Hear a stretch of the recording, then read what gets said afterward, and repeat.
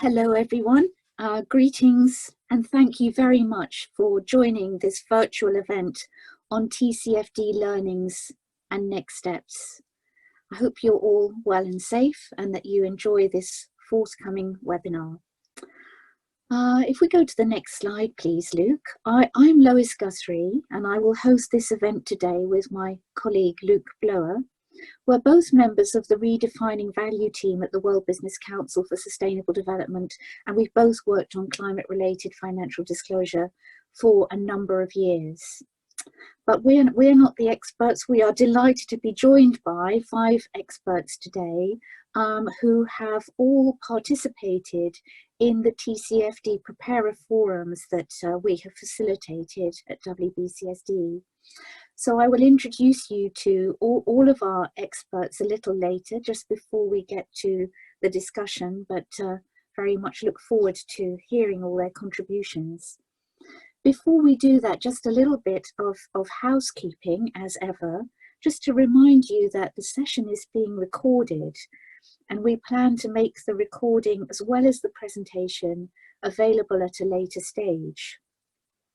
For the moment, you all should be muted, and if not, could we kindly ask you to mute yourselves? Thank you, just to avoid distortions. And we very much encourage you to make comments and ask questions in the chat box, please. We have some time set aside specifically to answer your questions after the discussion with our experts. You can use the raise hand function, that's fine, but we would rather, if possible, that you type your questions into the chat box, if that's okay. So on the next slide, I just want to remind you that as ever, we are operating under antitrust provisions. So I invite you to refrain from any discussion or conversation of sensitive, competitively sensitive topics, such as those listed on the slide that you can see in front of you. So just briefly to run through today's agenda on the next slide, I'm just going to set out some opening thoughts that give us some context for this webinar and update us on climate-related financial disclosure developments. Luke will take us through a summary of recent WBCSD activities, our progress with the Preparer Forums and other work that we're currently dealing with.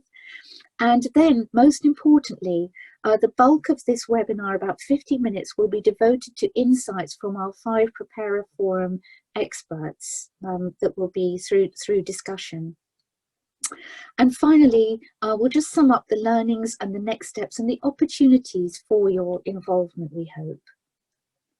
So by way of context and introduction, in this global pandemic, I think all of our senses are very heightened to risk.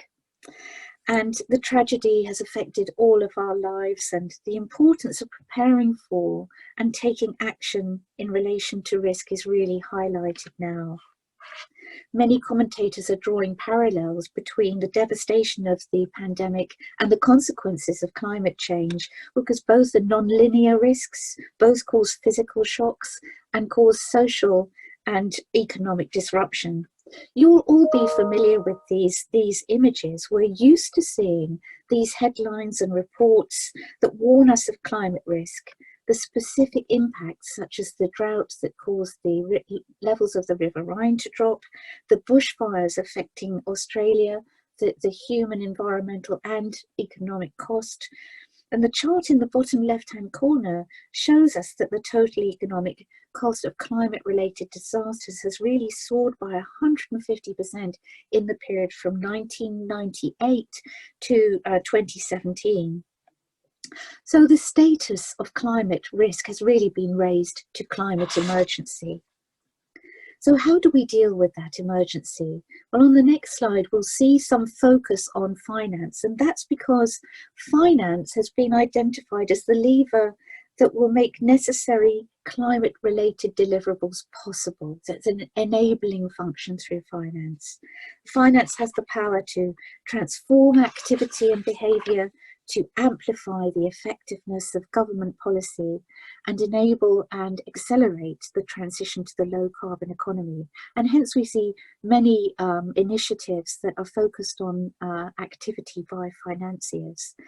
There's been a recent report out by UNEP, the Inquiry into the Financial System We Need, that sets out an initial framework for response strategies to the COVID pandemic, and that recognises now the low carbon transition as a proven good investment, to quote what they say in the report. So very much a focus on finance.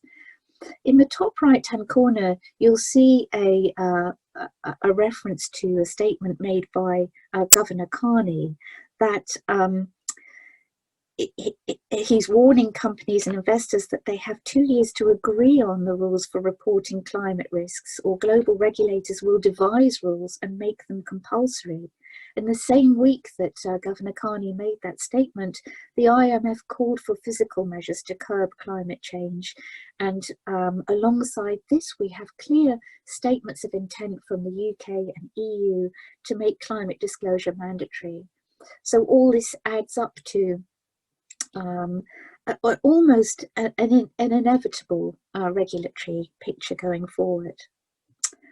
So as we know, if we look at the next slide, following on from this finance theme, we know that in September 2015, Governor Carney made his famous speech, the Tragedy of the Horizon speech, in which he recognised both the power of finance to mobilise the transition and the threat that by the time climate change impacts really were felt, it would already be too late to protect financial stability.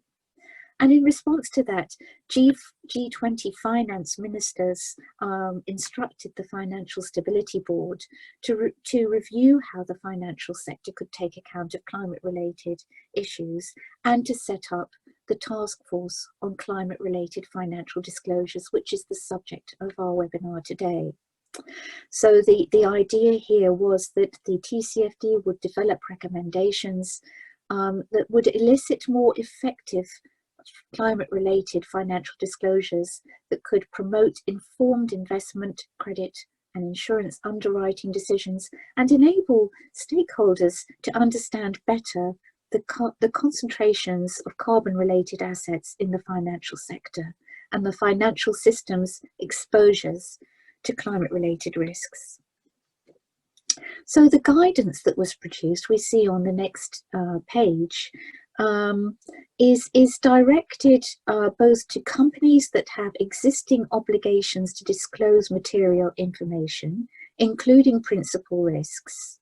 And it does that by providing this coherent framework of recommendations to elicit climate-related information. And all the recommendations also support the financial organisations that are making capital allocation and financial decisions by giving them the investor grade information they need in order to do that. On the next slide, I think we see the actual reports that the TCFD issued in June 2017. There was the final report. There was some implementation guidance, which was a much longer explanation of the expectations of companies and investors in relation to those recommendations. The specific guidance was aimed at both financial and categories of non-financial companies, being energy, transport, materials and buildings, agriculture, food and forest products, because these were the sectors that were regarded as having the highest impact on the climate. And this was supplemented by a technical paper that was designed to help companies with scenario analysis. The recommendations themselves we see on the next slide are in 4 pillars. I'm sure you're all familiar with this, so I will just gloss over them briefly. And they are they ask companies to make disclosures about the way in which they govern climate-related risks and opportunities, what strategies they have in place for climate change impacts, how those climate risks are managed, and also what metrics are used and what targets are used to manage and describe and communicate the extent of the risks. On the next slide, so sorry, I'm just having a slight problem here with my screen. It's fine now. I just want to highlight one particular aspect: climate-related financial disclosure. Before the TCFD came into operation, of course, we were all familiar with CDP and other reporting initiatives, but what's different here is we have the focus on the financial impact. It's one of the key goals of the TCFD's work to focus on that, because investors, lenders, insurance underwriters and others need to understand how climate risk and opportunities are likely to impact an organization's financial position as reflected in its income statement, cash flow statement and balance sheet that show the effects of the risk on revenues and expenditures, assets and liabilities, capital and financing. Of course, these financial impacts are directly attributable and driven by the climate-related risks and opportunities to which the company is exposed, and its strategic and risk management responses to the way in which it manages those risks and seizes those opportunities. Now, this is difficult. The TCFD recognises that it is quite difficult to assess these financial impacts and to make disclosures about them, and that the way in which you reflect those elements in your financial filings is definitely challenging. We'll come on to look at that. So on the next slide, I just want to make you aware, I'm sure you know this already, that since the release of the TCFD recommendations, the TCFD has been monitoring progress in implementing disclosures, and the progress reports are set out in TCFD status reports. There was one in 2018 and one in 2019. So what you see on the screen here is really about the 2019 status report.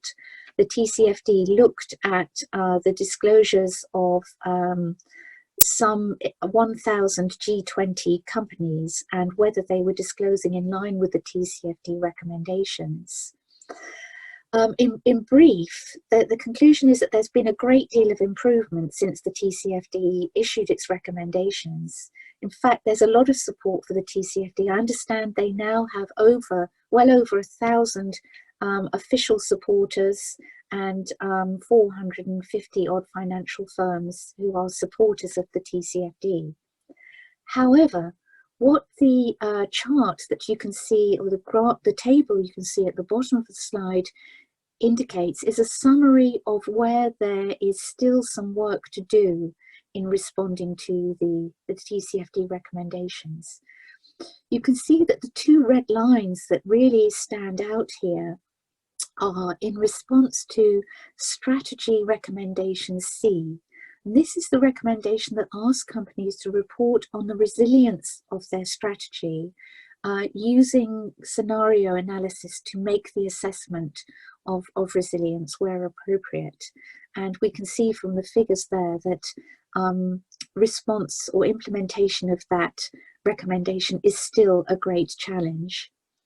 The other line that really sticks out with more red shading than others is on the way in which climate risk is integrated into overall risk management approaches. Clearly, companies still appear to be struggling with that, and that's something I hope we can cover in the discussion we get to later. But just to let you know, at WBCSD, we are actually doing some work on the integration piece that we can inform you of at the end of this session, and we're also working on climate-related metrics and how they could be developed to be more useful and consistent, and we'll come to that at the end. So if we move on to the next slide, this is the final slide in the session, a part of the session which is about context. Despite the pandemic and its effect on many plans, including the postponement of COP26, the TCFD is sticking very rigorously to its own timetable and it's following through its plans exactly as it intended to.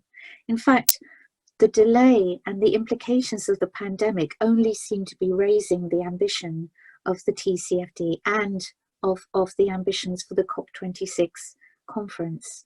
In fact, I think many of you remember when the decision to delay the COP26 conference was made, Nick Stern said that this gives us an opportunity in the recovery from the COVID crisis to create a new approach to economic growth that is sustainable and resilient economy in closer harmony with the natural world. And we're increasingly seeing similar statements from organisations and authorities that are actually linking recovery plans to climate disclosure, and we'll look at that at the end. But in the meantime, the focus of COP26, one focus is the launch of the private finance strategy earlier this year, which is designed to help the private sector support the whole economy transition by identifying opportunities and managing risks associated with climate change. So Governor Carney actually has identified the 3 R's as his 3 priorities for this private finance strategy, which are reporting, risk management, and return. And I think for us today, particularly the reporting and risk management aspects are important. You can see that the reporting goal is very much linked to TCFD disclosure. And in the 3rd column of the table, you can see that the intention is for coalitions of countries to mandate reporting and actually make that intention known at COP26. But importantly for us businesses, COP26 will hopefully showcase a coalition of companies who are committed to full climate disclosure according to the TCFD recommendations. So we're very much hoping that through WBCSD's work, we can help to build that coalition and in so doing support the private finance strategy. But as we all know, I mean, this is something of a journey of discovery. In the discussions we've had about how reporting will develop, we've talked about trying to speak a new language, a new shared language, but that's the language that will enable this new world to be heard. So with that, I just want to pass over to Luke, who's going to tell you about some of the work that we've been doing at WBCSD and with our forum members. Luke, over to you. Thanks so much, Lois. So building on that context and setting out what TCFD means and where we've got to, I wanted to share some brief reflections on how we as WBCSD have been supporting implementation and interpretation efforts, and specifically a kind of alignment of some of our work with those categories of governance and risk management and metrics. There's kind of a number of activities that I think are relevant. So within the Redefining Value program, we have a series of projects and solutions that support that effort to integrate environmental, social and governance issues into enterprise risk management. And you can see the guidance at the top right that we developed with COSO on that. We also have some guidance supporting the integration of ESG into governance and board decision-making discussions, and that's the bottom right there. We have some other guidance that supports the kind of development of internal controls and checks and balances for ESG information. That's the bottom left there, and that's part of our assurance and internal control effort. And then we have another effort that's focused on providing more decision useful information to investors, and the ESG disclosure handbook supporting that there. But most specifically, and relevance today, of course, is our TCFD Preparer Forum effort, and we look forward to hearing from members of those forums shortly. So our specific response was to, with the TCFD, coordinate these preparer forums for the priority non-financial sectors that the TCFD outlined. So we started with oil and gas. We then went on to electric utilities, chemicals, construction, building materials, food, agriculture, forest products, and we'll finish up later in the year with automobiles and transport.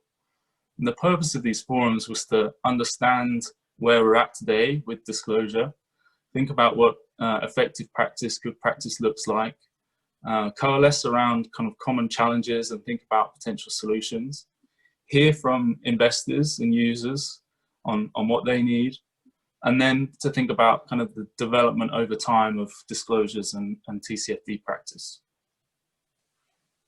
So you can now see some of the companies who participated in those forums, starting off with oil and gas, Shell, Total, Eni, Equinor, part of that group, and we're fortunate enough to have Peter Snowden from Shell on the call today. From the electric utility side, we had Iberdrola, Enel, EDP, CLP, EDF in EnBW, and we have Sarah from EDP today on the call.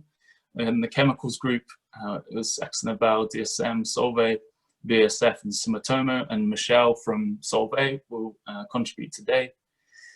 Then in food, agriculture, forest products, Mondi, Nestle, Olam, and Chris Brown from Olam will contribute today. Unilever, Stora Enso, and Syngenta. And then last but by no means least, construction, building materials, ArcelorMittal, and Annie Heaton from ArcelorMittal will speak today. CRH, Lafarge Holcim, Lendlease, Saint-Gobain, and Skanska. So I wanted to just highlight that we're fortunate enough, kind of through the Preparer Forum process, to have some support from kind of the lead in terms of financial decision making and reporting disclosure within member companies. You can see some kind of quotes of support from CFOs, including those of those companies represented here today.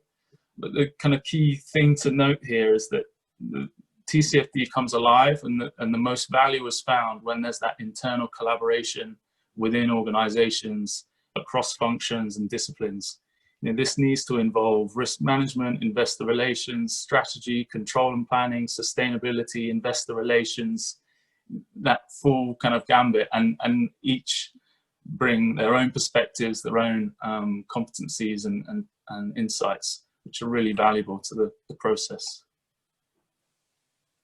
So just digging into some of the outputs to date from that Preparer Forum effort, we have 4 reports so far, and you can see them on the right-hand side here, going from the top left clockwise, the oil and gas report, the chemicals report, food, agriculture, forest products, and electric utilities.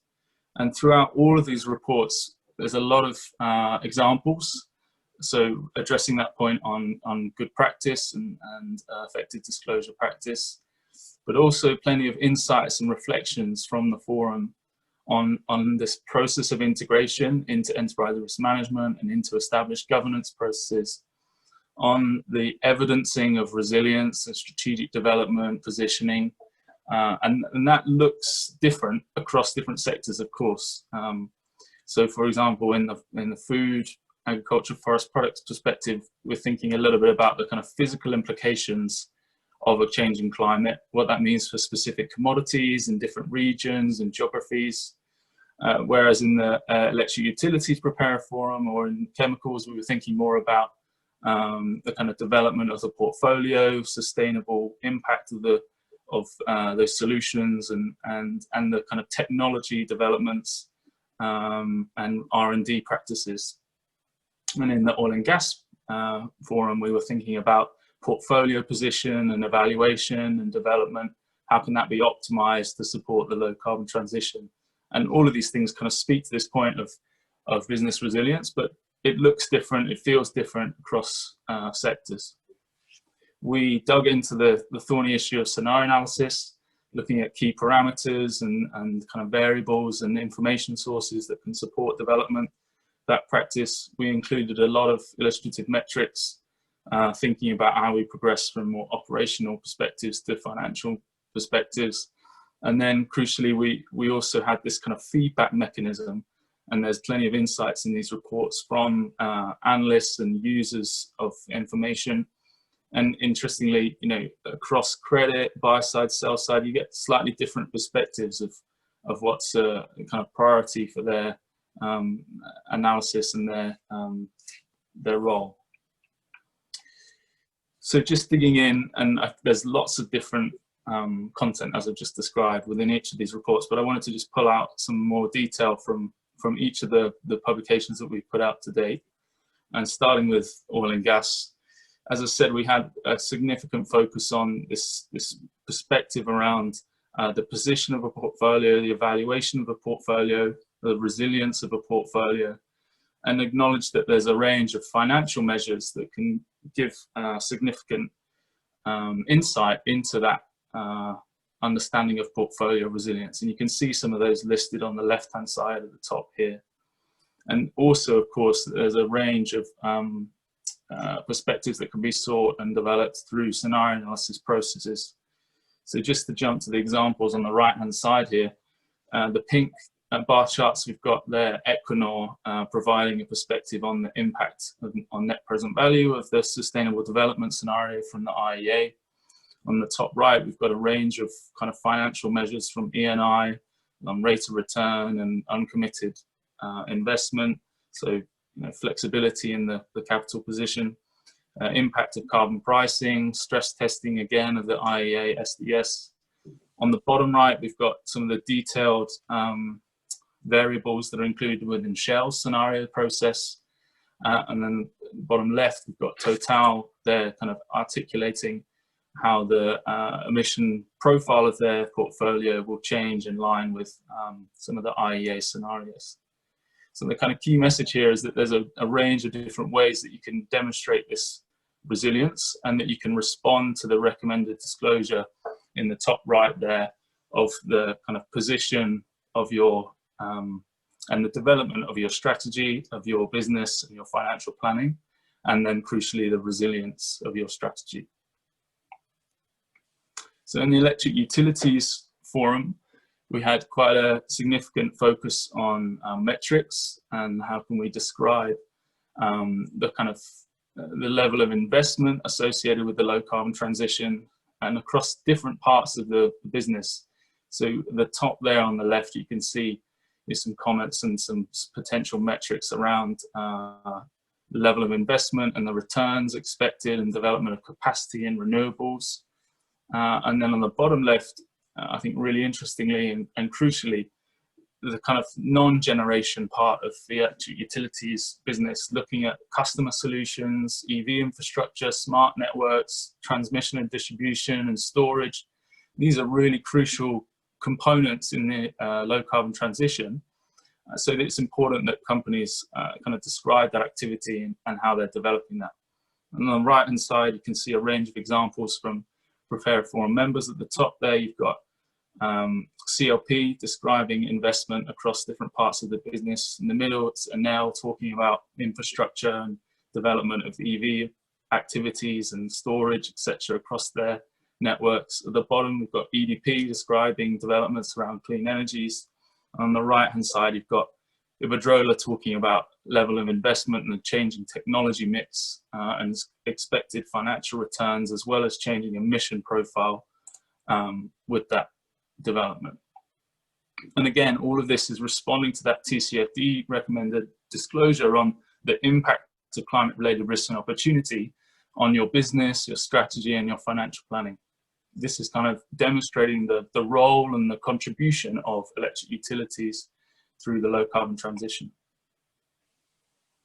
So in the Chemicals Forum, we had a specific focus actually on scenario analysis, and I could have pulled out a lot of examples from that, but I also wanted to kind of showcase this effort on how the chemical companies are describing kind of parts of their portfolio that have this kind of positive impact from a climate mitigation or adaptation perspective. And there's kind of different ways of doing it, but what's common is this criteria that's aligned with climate and that there's a range of products that are kind of with growing markets that support and a kind of an enabling and almost a catalytic role, excuse the pun, in the low carbon transition. Again, this is responding to that recommended disclosure on the impact of climate-related risk and opportunity and strategy and financial planning on your business. And then last but by no means least, the most recent publication in the Food, Agriculture, Forest Products Forum, we spent a bit of time focusing on what does climate resilience, what does business resilience look like? And of course, this is very relevant in the current context, and there's a lot of fantastic thinking and activity across WBCSD now, thinking about the food system, food supply chains. But this, in a kind of climate context, with the contributions from Preparer Forum members, we came up with this sort of illustrative diagram that thinks about the shocks and stresses that kind of stress the system and potentially impact the position and performance and resilience. Then you think about the kind of impact, the effect of those shocks and stresses, and that can differ in space and time. Then you think about the range of responses that a company can employ, and crucially that they can employ in collaboration with others across value chains and in collaborating for sustainable outcomes. And then also the kind of more challenging but important perspectives on transformation, new business models, new products, new solutions, and redistributing value throughout stakeholders. So I wanted to finish up here by kind of saying, do look into the TCFD Preparer Forum reports that are already available, all on our website. There's lots of examples within those reports to give you some insights on what you could consider doing within your companies. I think there's plenty of learnings across sectors. You know, don't feel like you have to stick to the report that's just relevant to your business and the sector that you're in. There's kind of different ways and different learnings and interpretations that I think we can all draw on. So with that, I'm going to hand back to Lois. Thank you very much, Luke. Thank you. Just to mention two quick things. The construction report we hope will be issued in June, and we eventually hope to do a TCFD Preparer Forum with the auto industry. So please watch out for that. Now, I'm delighted to introduce the discussion part of this webinar. Listeners who are at the beginning of their journey of TCFD implementation, I warn you, you're going to hear some sophisticated things, but I encourage you to look at the reports that Luke has mentioned if you're seeking inspiration, because each report has about 40 examples in it, and these can really help you with your own TCFD practice. Now, one of the important things to note about what this discussion tells us is how business can shape the way in which TCFD recommendations are implemented. This was always intended to be a market-led, industry-led initiative where companies would determine the best way to respond to the recommendations. With the prospect of regulation on the horizon, we really have the opportunity to shape the agenda here and to inform those contemplating mandatory provisions what they should include and what guidance should be associated with them. So in that spirit, let's enter into the discussion. You can see our 5 expert panelists on the screen before you, and I'm going to ask them 3 questions, the second of which I hope will be a discussion. The first question I'm going to direct first to Michelle Vasher, the Deputy Chief Sustainability Officer at Solvay. And I'd like to begin by asking you, Michelle, and then I'll come on to all the other panelists, about you, your job, your company, and how your experience of implementing the TCFD recommendations affected them, the challenges you faced, the benefits you enjoyed, your experience of participation in the forum, and your views on the TCFD. Michelle, over to you. Thank you, Lois, and good afternoon or good morning, everyone.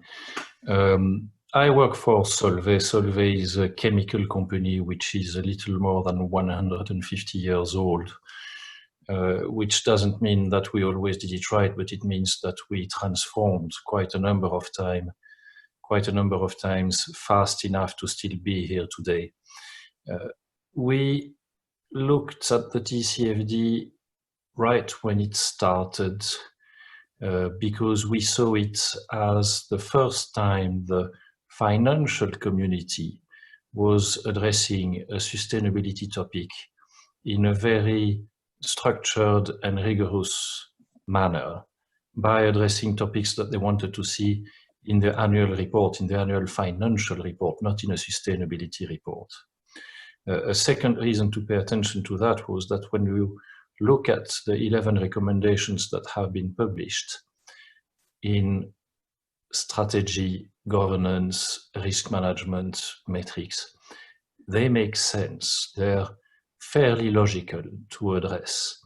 And in fact, you could replace climate by water or biodiversity or human rights. It would still make sense. So maybe it's a framework that is going to become more and more important. The reason for us to work with WCSD and our peers there is that except for scenario analysis, TCFD is asking to report on what we do. They are not telling us to do it well, and nobody officially addresses the topic of are we fully complying or not, are we doing it well or not. And so coming together with our peers, having that kind of discussion, coming to an agreement or possibilities of what does it mean to comply with TCFD requirements, that was very useful. The other topic is scenario analysis. Scenario analysis, the TCFD is more prescriptive on it. But scenario analysis is not as easy to understand as other topics. Everybody wants forecasts. Scenario analysis is not about forecasting the future. It's not about finding the scenario we believe in. Scenario analysis is about preparing for a range of different scenarios, whether we believe in them or not. And so implementing that in organizations that traditionally try to anticipate the future by understanding what it will be, and forcing them to reflect on potential futures they may not believe in is a totally different exercise. In our company, I must say that the difficulty we face, and that's I'm sure that a lot of you face also, is that we still need to answer to multiple standards. So everybody expects an annual report that complies with your country's governance requirements, but everybody also likes an integrated report or a GRI report, likes reporting on the SDGs, likes the United Nations Global Compact, or internal standards to the industry like the chemicals industry responsible care. So the difficulty is having to fit it all together. Yes, very good point, Michelle. Thank you very much. And we'll certainly move on to discuss that fitting together. Sarah, would you like to respond to the same question, please? Your experience of implementing TCFD, the challenges and benefits. Sure, thank you, Louise, and thank you for inviting EDP to share its experience. Just to introduce the company, we are from the power sector, headquarters in Lisbon. We have generation, transmission, and distribution, and we operate mostly in America, North America, Brazil, and Europe.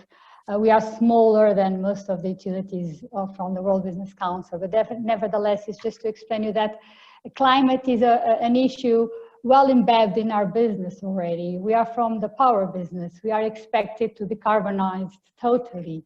And we have to assume and recognize this responsibility because we will be helping other sectors to decarbonize themselves. And telling you that is just because we have strong ambition targets and we are recognized by Science Based Target Initiative. But it's to let you know that because climate is so embedded in the strategy, one of our challenges and the opportunity that TCFD gave us was having this internal bridge for discussion and engagement, because there's a lot of issues and a lot of work that you will end up knowing that your company has inside. You just didn't link it to climate. So this one was the first big challenge that we have and was a very good outcome. We started discussing with all our internal offices that are staff at the corporate office, along risk management, the financial team, the investor relations team, and the strategic planning team to start and have a dialogue on a common language, as Louis already mentioned before. So this was a very good outcome that came from TCFD. And building on what Michael just had said, I think that TCFD has the benefit of it speed up very rapidly in the international environment. So I think that this alignment among standards, we start to see it. And definitely TCFD is always there, meaning that in fact it has been recognized as a very powerful tool. I think that we'll continue talking about scenario analysis. I think it's the biggest challenge that we are all facing. As you demonstrated in your slides, all sectors are a little bit struggling with that. And our own vision on that is that we have internal methodologies to either forecast or do some scenario analysis. We have to learn and use these tools internally, but the way we disclose it is not that easy. And then there's this discussion on we should somehow clarify the assumptions against something that it's known by the public.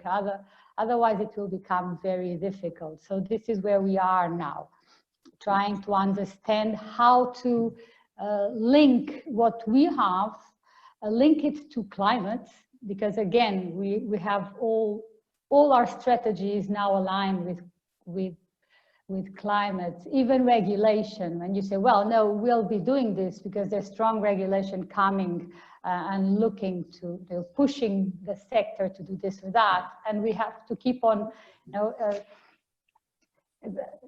telling everyone inside our company, pay attention because this is climate driven. And so this was something that TCFD helped us doing. Thank you, Sarah. No, and that's great. So far, we already have a list of benefits, that the structure's good. The TCFD gives you an opportunity to enhance internal discussions and bring climate into those discussions. That TCFD, although there are multiple standards, could help us to get some coalescence around a certain approach. There are challenges on the internal knowledge versus what you externally disclose. There are challenges on bringing everything together and sort of asking yourself the question, how do I know when I've done it right? This is a very common question we hear. So can I ask then next, Peter Snowden, please. Peter at Shell, what are your reflections on these benefits and challenges and the experience of implementation? Sure, thanks, Lois. Unfortunately, I'm having some bandwidth issues, so I can't. Putting the video on seems to cause problems, so you'll just have to listen to my dulcet tones. But firstly, thanks for the opportunity to contribute today. I think this is a really important debate. I think well, firstly, who am I? So I'm Shell's, got a long job title there of General Manager, Safety, Environment, Planning, Assurance and Reporting. The key thing for today is I lead all the work on our external reporting around sustainability or HSE reporting. I say Shell welcomes and supports efforts like this, such as the TCFD, because we believe we need to drive an increased transparency and promote investors' understanding of what companies' strategies are, particularly in responding to the risks and opportunities presented by climate change. In 2017, we stated publicly our support for the TCFD, and we joined the Oil and Gas Preparer Forum with Total, Eni and Equinor that was mentioned earlier by Luke. And that was set up to review the current state of the climate-related financial disclosures and to really identify some good examples of effective disclosure practices while making proposals on how those disclosures could evolve over time. Because I think we're all on a journey with this, and I think that's what's really important. We all need to start and learn and improve. Internally, what we've done is within our external disclosures, such as the annual report, we've actually mapped our disclosures against the building blocks of the TCFD. That we did that initially reporting against 2017, And in 2018, we actually extended our disclosures to a separate climate report called the Shell Energy Transition Report, which actually showed where each building block of the TCFD was reported across all our disclosures. Because I think, like, we all produce several disclosures, and some of this is fragmented across those. We were trying to help people understand how to navigate. And this year we've actually produced on our website, you can go in and see against the TCFD a sort of a report bringing all the separate pieces together. That energy transition report also gave many more details on the role of scenarios in guiding strategy. We've actually been doing scenarios for over half a century in Shell, so it was already a key part of our strategic thinking. But actually, again, in response to the TCFD in 2018, we published, as Luke showed earlier, a specific scenario called the Sky scenario to actually help show how that could support TCFD assumptions. We continue to advocate for TCFD today. I think key benefit on the recommendations, it helps focus climate change disclosures within a financial context and within a landscape that is still characterized by a large number of similar but different frameworks. It offers a consistent structure for disclosure. But the details really matter, and I think some challenges we still have is how do we present forward-looking information in an uncertain world? How do we give disclosure on what can be potentially commercially sensitive data? And also finally, the feasibility of reporting the suggested data to the required standard of financial filings. Just closing out, we continue to evolve our climate change disclosures on a broader basis beyond our normal, I say, annual report, sustainability report, and the energy transition report. Recently publishing something called a net carbon footprint. I mention that because it considers all scope 1, 2, and 3 emissions. Within that, we've set ambitions around what to achieve there. Recently coming out to talk around wanting to be the ambition of a net zero emissions energy company by 2050 or sooner. We've linked that NCF to remuneration, and we continue to build on the strong foundation of scenario thinking in guiding our strategy. I think my very final point would just be we need a sectoral approach, hence why we've had these different sectoral preparer forums. This will really speed up the action, targeting the actions needed in sectors, needing pioneering response from government, business and civil society. And as we look in our NCF ambitions, the net carbon footprint work we've done with scope 3, emissions being part of that, it's really driven the need for us working in partnership with our customers to understand the challenges within their businesses and delivery and work to identify decarbonisation pathways going forward. Thank you. Thank you very much, Peter. So a few more challenges there that we've heard from Peter, but also a lot of progress, and something we might come on to is looking at measurement, and interested to hear that you have the scope 3 figures there now as well, Peter, which is great. So can I move on now to Annie? Annie Heaton's participated in the construction forum that hasn't published their report yet. So Annie, this is an opportunity for you to tell the participants about the construction industry experience from ArcelorMittal's point of view. Annie, over to you.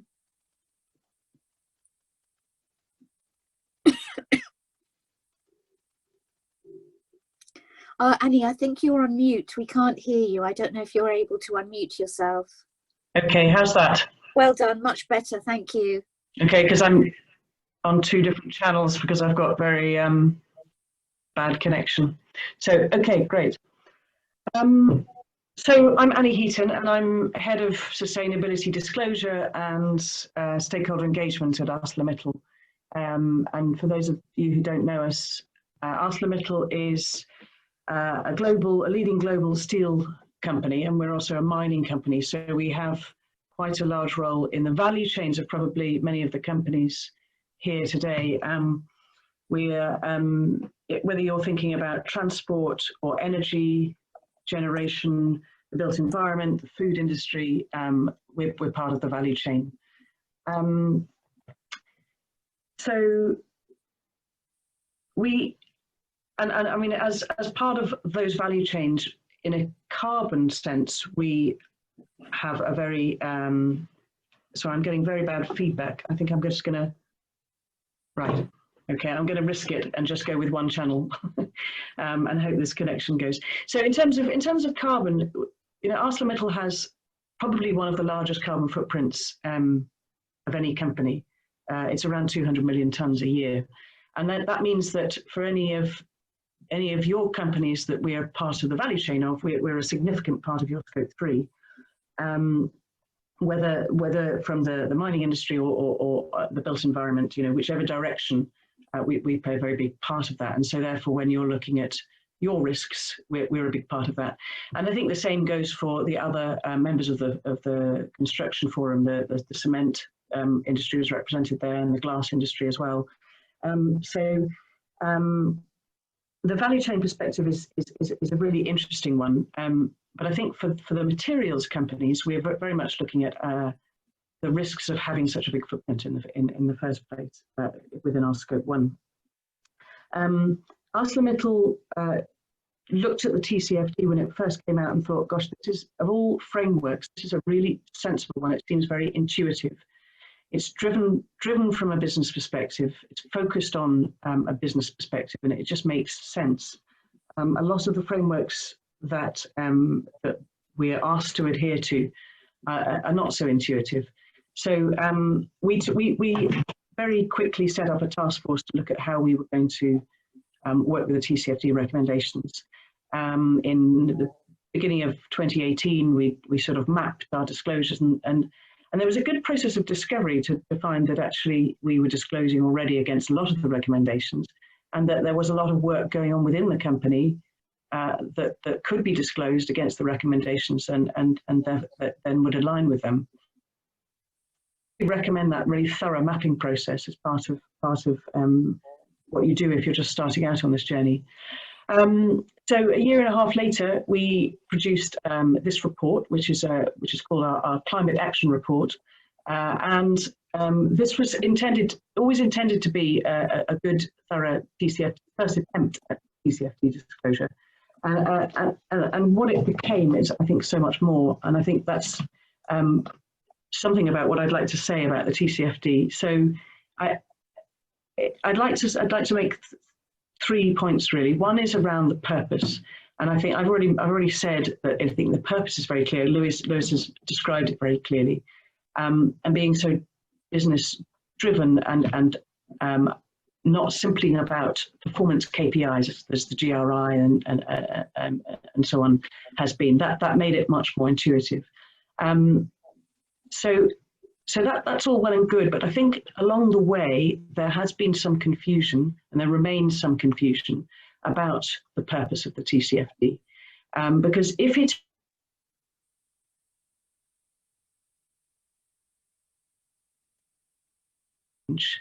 to their business, and that's the interest that investors are coming with, then it's the focus is on something quite different to if the purpose is actually to encourage companies to align with the Paris Agreement. So and in the longer term, those two roads may end up in the same place.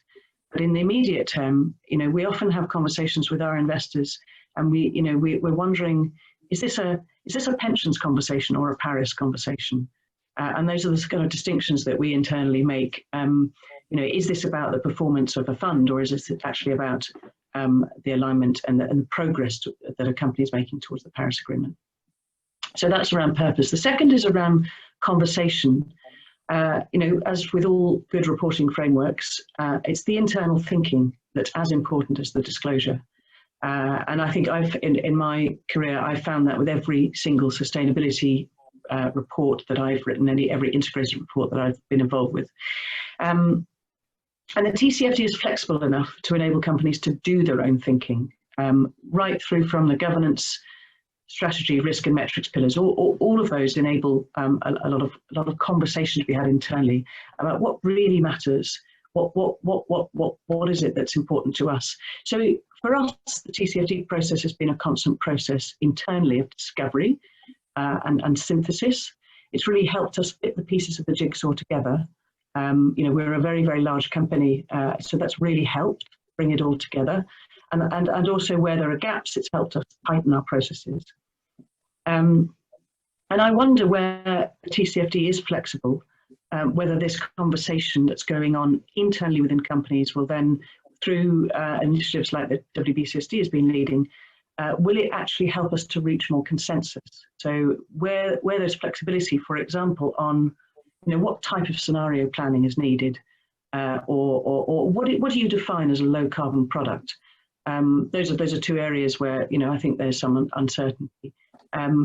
I hope this conversation that's going on between companies now will help us lead to consensus, because I think it needs to go in that direction.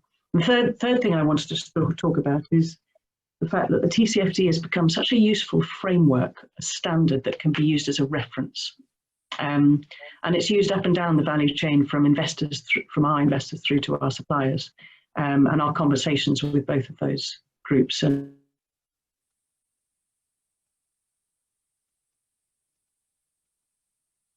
SASB, they've done a mapping with TCFD, or in our sector, the new multi-stakeholder standard called Responsible Steel.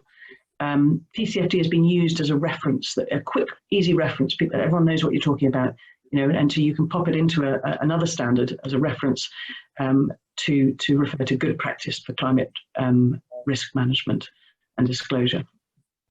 But finally, I'd just like to say that I think that there's something missing from the TCFD. I think it could be so much more, because certainly coming from a sector that's called a hard to abate sector, where companies cannot decarbonise alone, that they need more collaboration with not just with other sectors, but also with policy makers. We should be encouraged to disclose what are the obstacles and what's the kind of support that we need to overcome our risks and decarbonise. So I think the evolution of the TCFD could, if with that sort of direction, could really enable stakeholders to consider together how can they build the future in which companies are successfully decarbonising, and we can disclose that information in a way that's very useful for other players to then take a look at, stand back and say, okay, how do we fit all these pieces together to create a successful transition?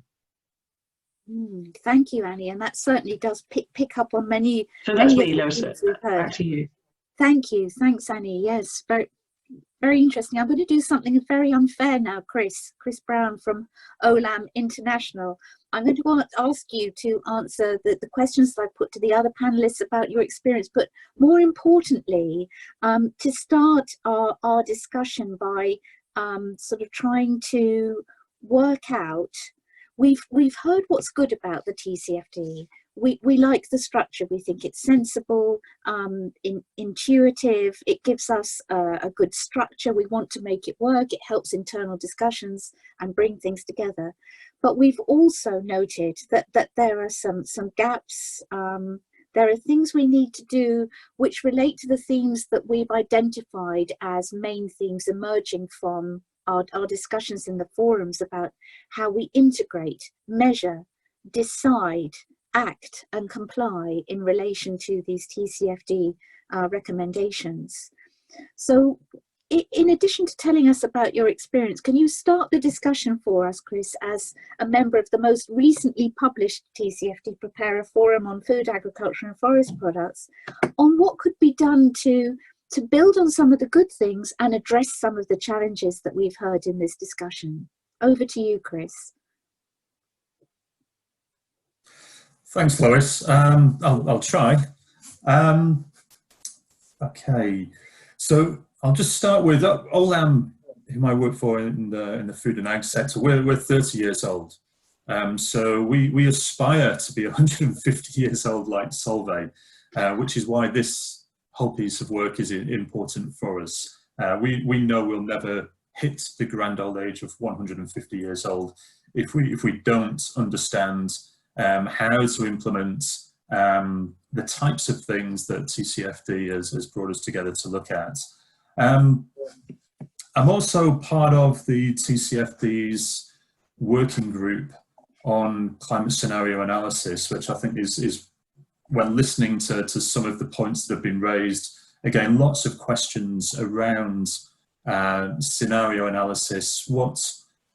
How do we approach this? What does good look like? How do we develop and use those scenarios, and how to incorporate that into strategic decision making? And then how to demonstrate that into disclosure. So those three things I've just discussed or just mentioned there are really what that guidance we're working on as part of that working group is trying to deliver. That guidance will actually is scheduled for launch in September 2020. So rather than talking about the gaps and how hopefully to plug those, I'll leave that to the guidance. There's been a great group of people involved in that. Many WBCSD member companies as well as non-WBCSD member companies from various sectors, really looking at how do we use that practically, as opposed to it just being an exercise to draw some nice maps and put in some nice annual reports. It's really how do you get to the practical nub of the problem is what that group's trying to tackle. And that sort of feeds into the integrate, the measure, the deliver, and the act, I guess, Lois, as well. Without really integrating that analysis, that scenario analysis, what's the information we're putting in front of the decision makers in the business? So I work in sustainability. My job, I keep telling people, is to put good information in front of those other people in the business who really make the decisions. And we've heard it's finance, it's strategy, it's risk, all of these other functions of the business come together to make those decisions. So part of my role and the role of TCFD is to support those decision makers make better informed choices. So that's really the integration piece from my side, and why TCFD has been so important to be involved in. And from a sectoral approach, and I echo the point about sectoral approach that was made earlier, I think it was Peter, it's key that we really can work together across sectors, otherwise we won't be able to integrate. We won't have a common approach. We won't be able to engage the policymakers, the financial institutions effectively to really move TCFD from that D on the end, which I'm not all that interested in, if I'm honest. It's how do we replace the D with an A for action and allow the financial sector to play a part in that. So at some point that's got to be the evolution. And again, support what Annie was saying really about evolving TCFD. There are some things it's not quite there on, I guess it's early iterations, but we've got to be able to use this to move from just having a level playing field, disclosing, to really being able to move towards action to deliver on the overwhelming challenge that is climate. So that hopefully addresses some of those points, Lois. In terms of challenges from my side, in the food and ag sector, transparency and traceability are huge issues in terms of really understanding and getting back to where the problems are. Short-termism in the market is a huge challenge. Price is king, and price tends to be king in many of the sectors that we're talking about. So how do we avoid a race to the bottom is something that we're using, or will hopefully use TCFD for, because we'll want to be able to demonstrate through using this that we're the partner of choice, that a customer or a supplier should be wanting to work with, such that we can build resilience into their businesses as well as ours going forward. And if we can do that and start to work viewing climate as a shared challenge that needs shared solutions, and I guess in a similar way to the reason why we're speaking virtually today with COVID-19, what are the learnings that we can get out of that? How do we start to view climate change as that shared problem that's going to need a much more collective approach to tackling it? So I think, again, we can reflect on where we are today for the next evolution of TCFD. But again, going forward, it is about embedding into strategy. It is about driving action. It is about moving beyond disclosure. It's about bursting the bubbles that some departments sit in, be it sustainability or finance, and bringing them together to really say that's what business strategy needs. And if you can bring that together and demonstrate what your actions are associated with that strategy, then that's going to put your business in a better place. And hopefully that's what it's about. I mean, we are businesses, and hopefully by doing that, we can deliver against those challenges. And for the food sector, it is about building that resilient food system. It's about building a resilient food system for those people that like eating chocolate, which predominantly comes, 70% of cocoa comes from West Africa. Again, specific climate challenges there. Or it's for those people who are dependent on rice as a food staple, which is the majority of the world, actually. So how do we ensure resilience is built into that system? Very different challenges, very different customer bases, but taking TCFD as hopefully a consistent and common approach, and we've heard that mentioned with many colleagues before, to help drive that and build it into the strategies. But we do need to move beyond disclosure is just my final point on that. Thank you very much, Chris. I'm going to open the floor for our panelists to respond to what they've heard, and focusing particularly on what is needed to help the evolution of TCFD. I think we've heard from all of our member organisations that have participated in the TCFD forum how it's important to understand whole systems resilience and the parts that each company can play in enabling others, influencing others, supporting whole systems resilience. This is a theme that especially has been raised in our later forums. So who would like to make comments on how the system TCFD system can evolve? We have about 10 minutes. So who would like to start?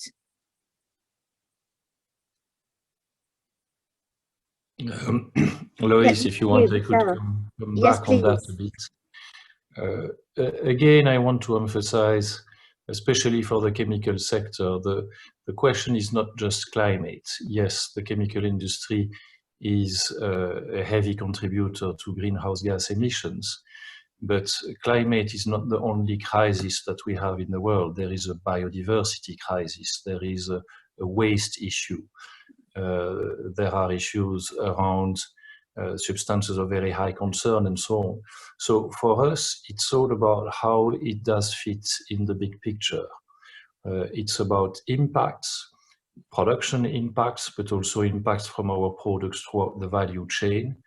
And the question is, are our products part of the problems or part of the solution? And we can't look just at climate on one side.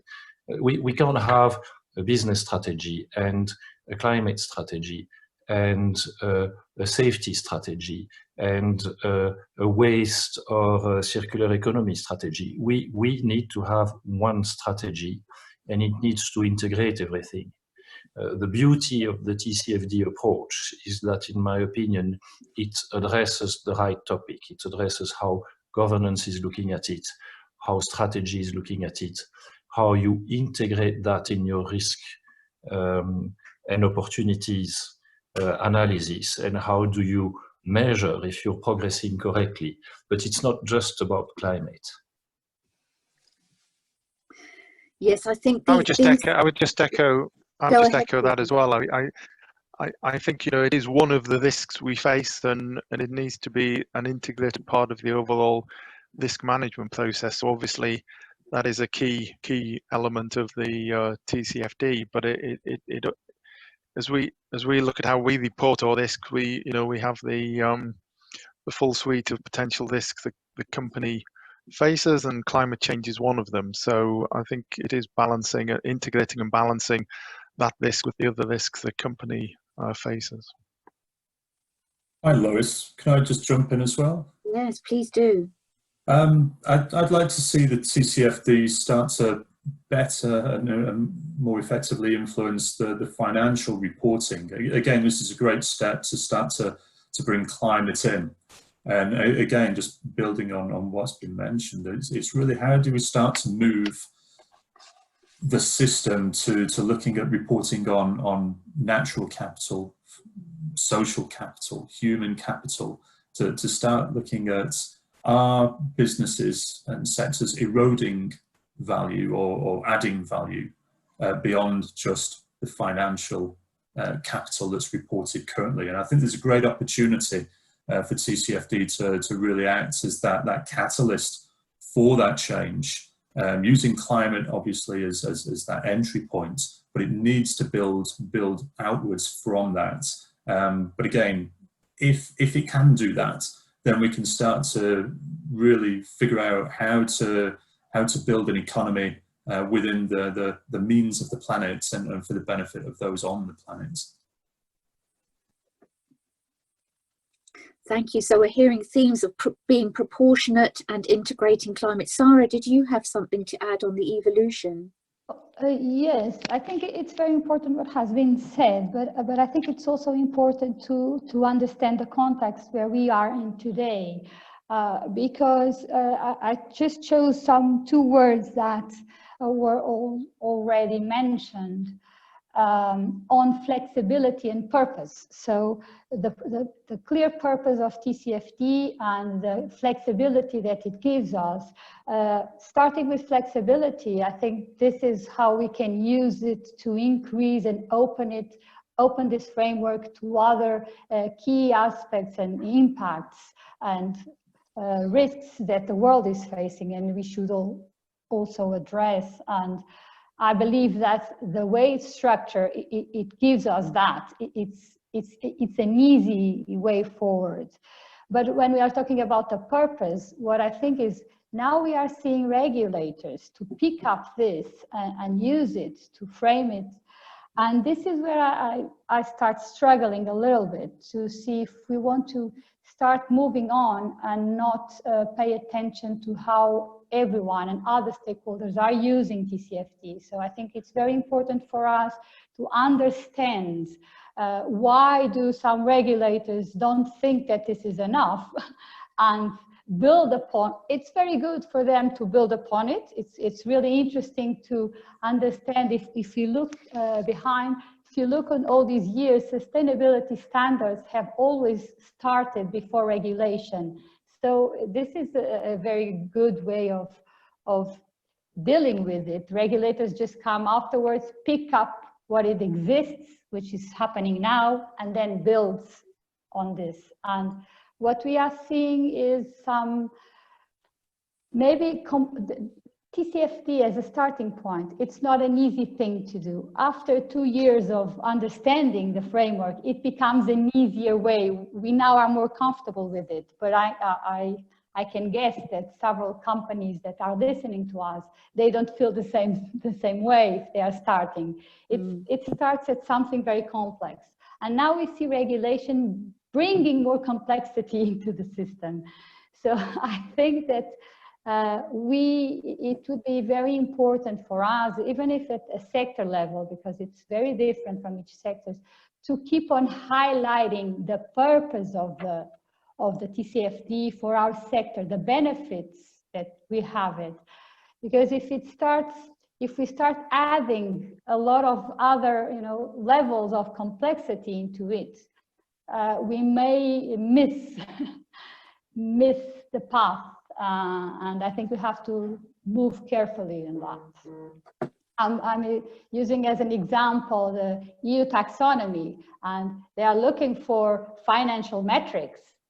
So we've just, and we will have to disclose what it means to have a sustainable CapEx, a sustainable OpEx, a sustainable turnover, a lot of information around that. So we start to see that several adjustments of what we will have to adjust. So this is just a remark that I wanted to highlight. Yes, the theme that's coming out for me is this: the theme of balance. Balance, exactly. Proportionality, but the fact that the structure of the TCFD is very useful for application across a number of different strategic issues for companies. Annie, we're going to have to Louise, Yes, Michelle, go ahead. Would you allow me to bounce on what Sarah said? Yes, I very please. much agree with her.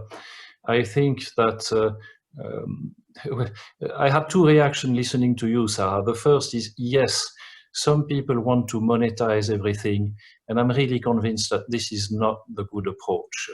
Monetizing everything means you have solved the equation. A human life is worth how many euros and how many trees. And you see how difficult it is. There are elements of value creation or value destruction that can't be monetized. And I can tell you that in my job, very often the question that I'm addressing myself is, well, I started my career as an engineer, my daughter is an engineer. Can I come back and talk about this to my daughter without her looking at me, shaking her head? And you see, so sometimes it's about doing the right thing. Sometimes it's enough to understand that we're destroying or creating value, and it's important. And when you try to monetize everything, history is full of failure, of incorrectly monetizing risk and not doing it well. The 2008-2009 crisis was the best example of that. So part of it is understanding that the definition of value today does not boil down to the traditional financial indicators, and that torturing figures is not going to solve it. The second part of what you said, Sarah, with the taxonomy, where we're pushed to identify a share of capital expenditures or operational expenditures which is green compared to a share which is not. I'm very bothered with that approach because it leads to think that sustainability can be totally dissociated from business as usual and is something totally different. When in the reality, sustainability has become, how do you do business as usual? In our company, we don't have a sustainability budget and a different budget. All investments are analyzed to see if they fit with sustainability imperatives, and we try to push so that the criteria to identify opportunities already include elements that are not just purely financial as it was taught before. And really that question for me of integration in the way we manage the business is very important, and all the efforts that I see to disintegrate it and put it separately, we are very disturbed with that. Totally agree on the integration point. I just want to give Annie a chance to make a final comment as well on the discussion you've heard on evolution. You're on mute, Annie. Yep. Okay. Look, you know, the new frameworks there's always a phase of an embryonic phase where we're trying to work out how to do it well. The TCFD is not necessarily about how to disclose well. It's about disclosure. You know, that's the first point. It sounds obvious, but as I said earlier, it's in the process of preparing a disclosure that you often have some of the most important conversations. So I'm not so worried about us not having all the correct definitions and algorithms to impute financial value and so on, and broader stakeholder value. I identified earlier a couple of examples where there's a lot of lack of clarity, but that doesn't matter at the moment. I think the important thing is that we are asked to disclose, we are ready to disclose, and we're preparing to disclose, and we're preparing to disclose more over time. So at ArcelorMittal, we're preparing a second climate action report, and that's taking our scenario planning and analysis to a different level. And that wouldn't have happened without TCFD, and it wouldn't have happened without our first disclosure. So it is a process, and that process is the important thing, I believe. I think there are other developments, evolutions that would really take it to the next level. I mean, Mark Carney's already talked about it being about roadmaps as much as about risk management, you know, net zero roadmaps. And I think that's a very, very interesting challenge. And that kind of relates to what I said earlier about, you know, a roadmap for a heavy industry like steel is going to involve some policy change. and that's beyond our control. But we need to put it out there. We need to have those discussions, and I think that then takes the TCFD and financial disclosures into a wholly different territory, and it takes our discussions with investors into a wholly different level that we've never had before, which is actually, you know, how can we work together to get the right policy to enable these kind of huge transitions that need to happen. And that's not, you know, companies are, we're not traditionally experts in policy. Investors and financial institutions are not necessarily experts in climate energy policy. But we're now having to have those conversations because they're so desperately part of the jigsaw that our roadmap would look like for our industry. So I think more of the same. I think, you know, the more I would support it being the TCFD being a mandatory requirement personally. I was not speaking on behalf of us a little there, but in the meantime, you know, the more conversations we have along the TCFD lines with our investors, the better, and that drives more of the conversations internally. Mm. Yeah, we've certainly heard that consistently from all forums, that dialogue with investors is a very important route towards understanding what's really required to be able to answer the question that Michelle asked at the beginning: how will I know when I've done it right? Well, when your investors are happy with what you've provided. But also very much agree with your point, Annie, about someone this morning on our earlier webinar said something similar, that really this boils down to, are you on the right track towards the low carbon transition, or are you actually it or part of it, as I think we heard from electric utilities, Sarah. So I'm afraid, dear members, that we'll have to draw the discussion to a close because we just have 9 minutes left and a few other items to cover on the agenda. I wish we could carry on this discussion. I get so engrossed in them, I almost forget about timekeeping. So may I thank you all very, very much for really thought-provoking comments that you've made, and certainly I hope will inspire the audience. Now, webinar participants, I have been liaising with my colleagues behind the scenes to say that I'm afraid I haven't been able to see your chat. My screen is frozen. I understand that we haven't had many questions through. I hope you've all been riveted like I have to the discussion.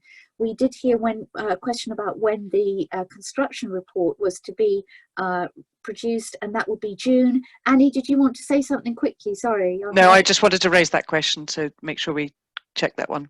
Yes, look out for that. We'll go on our website. So thank you again, members, and just to move on to the final parts of our agenda today. Here you see on the slide a list of the common themes that we have heard from our members, many of which have been raised today. There are themes. We agree that the sectoral approach to disclosure is extremely important, but there are high-level themes that apply across sectors, and they are about how one evidences resilience and how one evaluates resilience, including through the use of scenario analysis. How climate is integrated into risk management and governance and all elements of strategy. As Michelle was saying, you know, there shouldn't be a separate sustainability budget. There should be full integration of climate and other sustainability matters into a company's strategy. This, of course, as we all recognise, and from this TCFD status report, the scenario process continues to cause difficulty. I think the one thing that's come out of our TCFD discussions is, yes, that is extremely difficult, but going back to what some members have said about what's the key question here, the question is, you're evaluating the resilience of the company. The resilience that would enable Olam International to become 150 years old like Solvay. You know, what is the long-term resilience? And then apply scenario analysis for the purpose of asking that question. And I'm sure as time goes on, as Chris said, in September 2020, we'll see more guidance from the TCFD on that, to which many of our members have contributed. So there's an answer in progress. The financial disclosure continues to fox many of us, although again I would encourage you to look at the examples in the Preparer Forum reports that have been produced, because there you'll see how the financial impacts are being expressed in different ways through the decisions, the financial decisions being made by companies and how they allocate expense towards research and development, and what in particular, what revenues and savings they anticipate from strategic green decisions and new product development particularly. And finally, metrics. Again, another of these key challenges that we see across all of the different industries, not just to measure operational effects of being in business, but also to describe how risks are being managed and monitored, how opportunities are being leveraged, and how the metrics are used to support tentative evaluations of strategic resilience over time. And again, our reports describe those. So I just wanted to let you know as well that the TCFD Secretariat actually invited WBCSD to facilitate these preparer forums, and we were very glad of the opportunity to do so. But our work with the TCFD Secretariat is continuing, and we're addressing two key points at the moment in our work with the TCFD Secretariat. One is about the integration of climate into overall risk management processes. As you saw from the status report, this is a particular challenge. We've talked about it with our panel today about the challenge of integration, and I want to let you know that we're doing this piece of work with the TCFD Secretariat. We will be working with, we will be inviting members who have a particular interest in this aspect of TCFD to work with us to ensure that in whatever guidance we help to produce, the voice of the real economy is heard. So please, if anybody has particular experience, insight, advice on the integration of climate risk into overall risk management processes, how that's actually achieved internally, then we would be very glad to hear from you. Similarly, on the next slide, you'll see that we're working on a project to do with metrics. All of our preparer forums have looked at the TCFD's recommended or suggested metrics in the annex that they published in June 2017, and have actually elaborated those metrics to show how they can be applied particularly to their sectors. There's a metrics table in each of the reports, so we encourage you to look at that. We're going to be developing some of the learnings from our preparer forums to show how metrics perhaps could be made more decision useful if their particular categories and characteristics could be described. So this is partly to do with the labeling process, so that you distinguish between metrics that are you know, to do with the reporting period that you're looking at, and metrics that are designed to indicate how you are responding to the transition in the long term. So the operational backward-looking metrics as opposed to forward-looking indicative metrics that help a user understand your preparedness for the transition. So again, anybody who is interested in contributing thinking to our work on metrics, we strongly encourage you to get in touch. I should add that these projects are happening in record time. I mean, it's quite bewildering how fast they're happening, and we do actually have to complete these projects by the summer.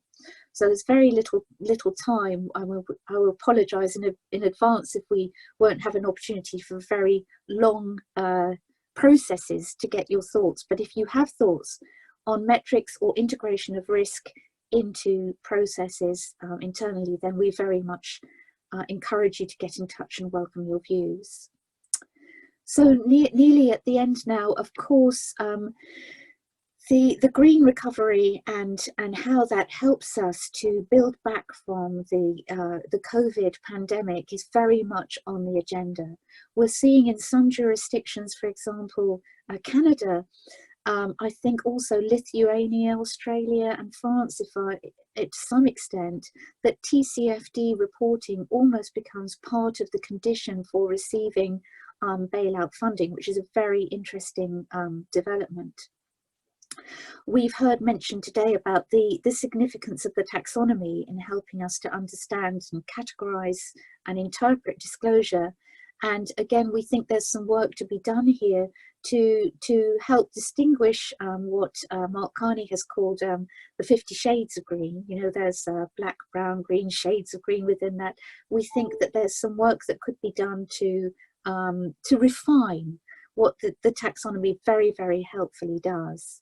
So our TCFD work very much builds into how we understand the planning for the recovery. And you see in the middle of the screen there that there is actually a consultation that the EU is undertaking as part of their sustainable finance work, inviting citizens and others to comment on how we can build back better in a green and climate sensitive way.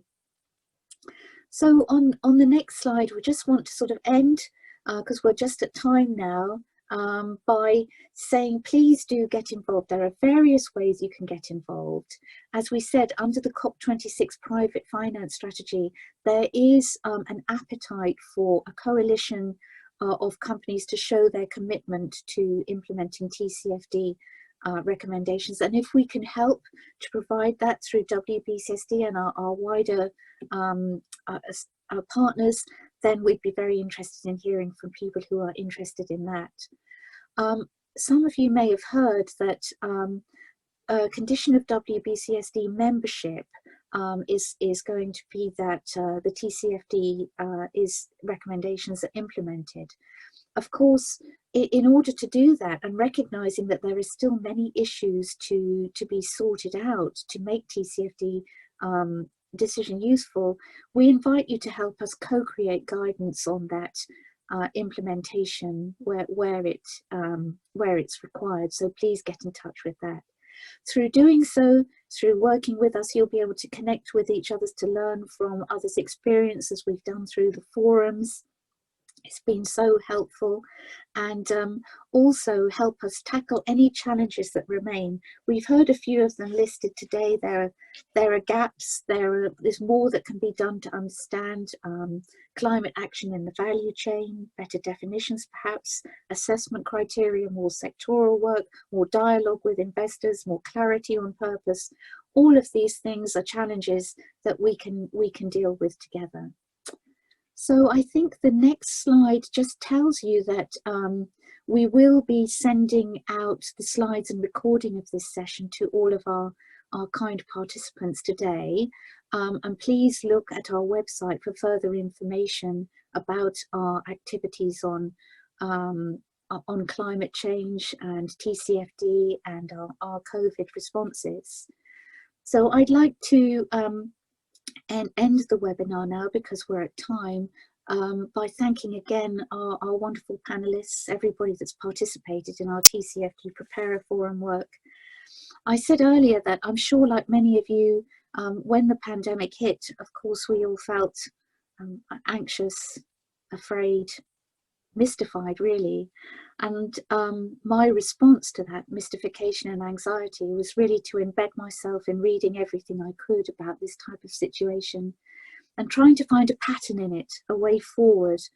And two words from all the thousands of pages I read came out. One was collapse.